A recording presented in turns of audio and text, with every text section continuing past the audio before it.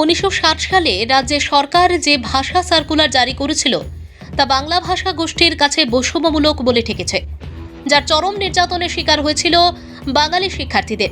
তৎকালীন সময় সেই বৈষম্যের বিরুদ্ধে গর্জে উঠেছিল আসামে বসবাস করা বাঙালিরা।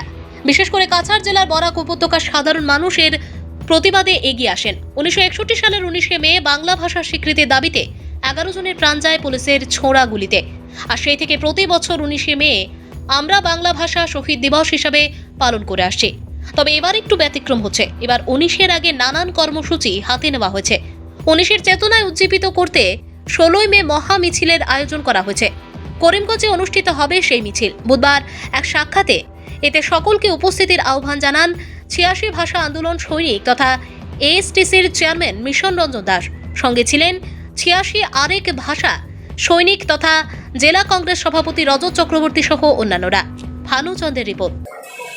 দ্বিতীয়টি ছিল আমাদের বরাক উপত্যকায় সরকারি কাজে বাংলা ভাষা ব্যবহৃত হবে, এই দুটো অধিকার পেয়েছে। এই যে আমাদের দুটো অধিকার পেলাম 1961 সালে আন্দোলনের পরে 19 মে 11 জন বাংলাভাষী মানুষ 19 মে 1961 সালে শহীদ হওয়ার পরে অধিকার দুটো পাওয়া গেল। এই অধিকার দুটো যাতে আগামী দিনে বজায় থাকে, এই যে চেতনা 19-এর চেতনা, যে 19 আমাদেরকে দুটো অধিকার আমাদেরকে পাইয়ে দিয়েছে। প্রত্যাশিত 19 মে 1961 ইংরেজিতে বরাক উপত্যকায় সৃষ্টি হয়েছিল, যার ফলে 11 জন বাংলা মায়ের সন্তানকে আত্মবলিদান দিয়ে আমাদের সংস্কৃতি, আমাদের ভাষা, আমাদের কৃষ্টিকে বজায় রাখার জন্য তারা আত্মবলিদান দিয়েছিলেন। তো আজকে প্রায় 63 বছর পেরিয়ে গেছে। আজকেও সেই 19 মের যে 11 জনের শহীদের মৃত্যুবরণ, এটা বরাকবাসী ভুলেনি।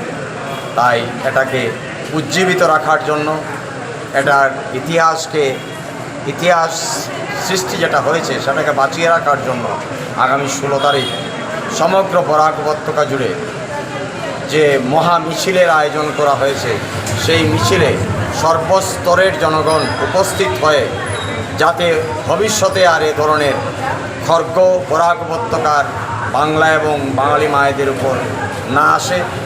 আর এটা যে উদ্যোগটা নেওয়া হয়েছে তার জন্য আমি খুব উৎসাহিত। আশা করছি করিমগঞ্জবাসী সবাই, স্কুল কলেজ বা যত গ্রুপগুলো আছে, সবাইকে আমার বিনম্র আবেদন থাকবে আপনারা সবাই এই পদযাত্রাতে অংশগ্রহণ করবেন। এটাতে বিঙে বাঙালি আমাদের সবাই খুব গর্বিত বোধ করব। শম্ভুসাগর পার্ক থেকে বের হব, আমাদের এই মিছিল বের হবে। আমি প্রত্যেক সাংস্কৃতিক সংগঠন করিমগঞ্জের প্রত্যেক নাগরিকদের অনুরোধ করছি আপনারা সেই মিছিলে সামিল হন, এবং যাতে আমাদের বাংলা ভাষা বেঁচে থাকে, আমাদের প্রত্যেকটা ভাষা বেঁচে থাকে, আমাদের প্রত্যেক মাতৃভাষা বেঁচে থাকে, সেটাই থাকুক আমাদের। যে মহা মিছিলের আয়োজন করা হয়েছে, সবাইকে এই মিছিলে অংশগ্রহণ করে মায়ের ভাষা বাংলা ভাষা এটার চেতনা উদ্বুদ্ধ করার জন্য এবং আগামী প্রজন্মকে বাংলা ভাষার যে ত্যাগ তিতিক্ষা দেওয়া হয়েছে বিগত দিনে বাংলা ভাষা রক্ষার জন্য, সেটা জানানোর জন্য একটা মহামিছিলের আয়োজন। সেখানে দল মত নির্বিশেষে সবাই একত্রিতভাবে আমরা সেটাকে সার্থক করার অনুরোধ জানাচ্ছি।